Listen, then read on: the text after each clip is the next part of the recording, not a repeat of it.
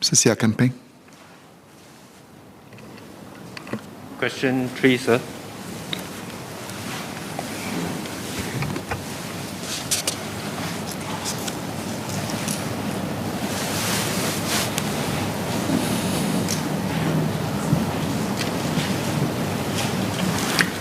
Mr. Speaker, sir, may I have your permission to answer all the parliamentary questions related to the recent incidents of cheating by trainee lawyers during the 2020 bar exams together. That would include questions 3, 4, 5 in the order paper from Mr. Sia, Ms. Hay, Ms. Haniso, as well as a written PQ number 11 from Mr. Ang Wei Nang, Please do. for today's sitting. Please proceed. Thank you, sir. So the Singapore Institute of Legal Education, SILE, conducts the bar exams in Singapore. And SILE has said that it has put in place additional safeguards to prevent cheating. It has introduced remote proctoring for exams that are conducted online. And SILE's position is that apart from the 11 cases which have been uncovered, they have not found any other cases of cheating in the subsequent rounds of the bar exams. But of course, the fact that there is a difference between whether it has happened and what they have found, but they haven't found anything else. As regards these particular trainee lawyers, SILE has required that all of them who cheated are required to repeat the preparatory course and/or the bar exams in the next year. The Attorney General has objected to the applications for admission because of the cheating during the bar exams. And the court has adjourned their hearings for admission. So what does that mean? It means that the applications to be admitted to the bar will be heard at some time in the future when the adjournments end. And to get admitted, they will need to convince all the stakeholders involved that they are fit and proper to practice law before they are allowed to do so.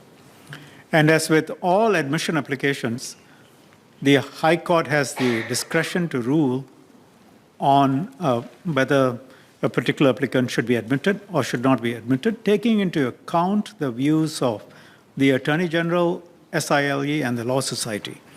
Now, I think we need to be careful about how much we discuss here, and I have to be careful about what I say, because the applications of the trainee lawyers who cheated are still pending in court. So in the circumstances, what I can say is this: lawyers are fiduciaries. They are expected to act in the best interests of the client they advise. They are also officers of the court, meaning they owe a very high duty to the court, and they have to be honest both with their clients and with the court. And they have to act with the highest standards of probity to ensure that they can be relied upon with utmost confidence. And that's not just as lawyers advising clients, but in every other aspect of their conduct. Cheating is a serious derogation from the basic principle of honesty. And I think all this can be said without too much contention. And there are levels of seriousness when lawyers behave dishonestly. Misleading clients is serious, lying in court is serious, lying on oath is serious. And some of these carry potential criminal consequences.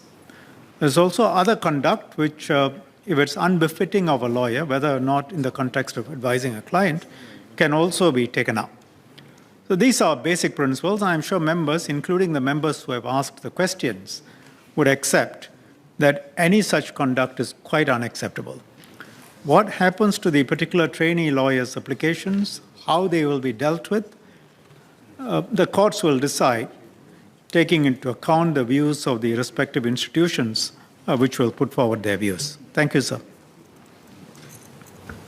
Mr. Campaign. Mr. Speaker, sir, I have 3 supplementary questions for the Minister. Okay, keep to 2 questions. Thank you. Okay. First one is, Minister mentioned that the SILE had put in these additional safeguards since. My question is, some of these safeguards, of course, we could say we are smarter on hindsight, but some of these safeguards, why were they not put into it in the first instance? And if there were subsequent cases where some of the previous trainees in previous exams, which is my question, earlier question, if they have been subsequently practicing, I wanted to ask Minister whether the law SOC has found any misconduct amongst any of that group. These are the earlier cases, if there were any of similar cases that cheated in the past. My second supplementary question is that earlier on we talked about, we were concerned about second chances. Given that the names of these candidates are now reviewed, what can we say about giving them second chances?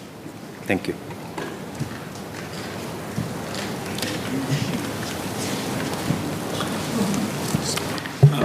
Mr. Sia's first question is that why did SILE not put in the safeguards earlier?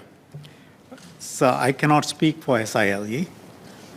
I assume that they perhaps expected lawyers to be more honest than has turned out to be the case, at least with regard to some of them. And prior to COVID, exams were usually conducted physically. So I don't think SILE has that much experience doing this, conducting it in this format. Second, as regards whether there are earlier cases, so what I can say is SILE says that they have not found situations of such cheating. And I drew a distinction between that and whether something like that has actually happened. This is second supplementary question, Minister, about second chances. If you want to respond or not. My apologies. On whether it should be a question of second chance, I think the way we ought to approach it is this. The first point should be what is the offense and who committed the offense. The offense here is cheating, which is serious. Who committed it? Trainee lawyers, that's also serious. Doubly serious. And so you start with that, and the message has got to go out to others that all of this will be dealt with very seriously. I don't think anyone can dispute that.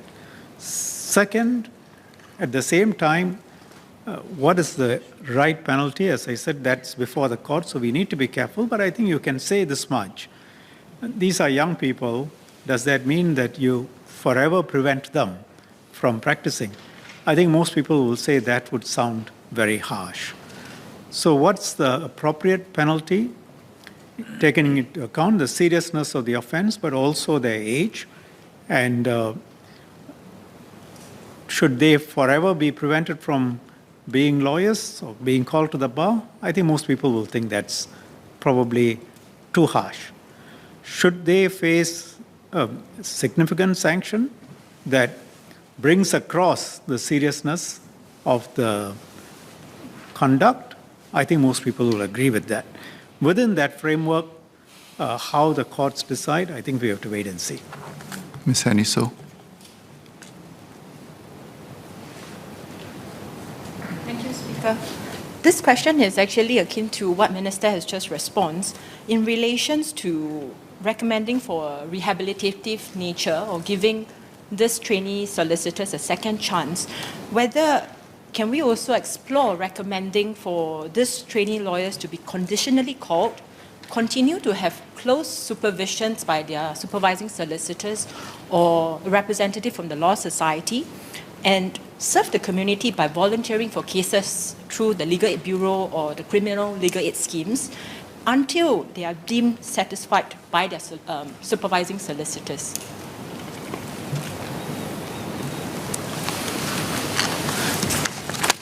I think the points made are interesting as to whether they need close supervision. I think at the age of 23 or 25, I don't think you need to have close supervision to know that you ought not to be cheating in an exam, because being Singaporeans, they would have gone through exams for the most part of their lives. And one hopes that this wasn't earlier practice. But I think there is some merit in some of the other points about requiring them to do some service to the community. But these are not things that are decided by the government.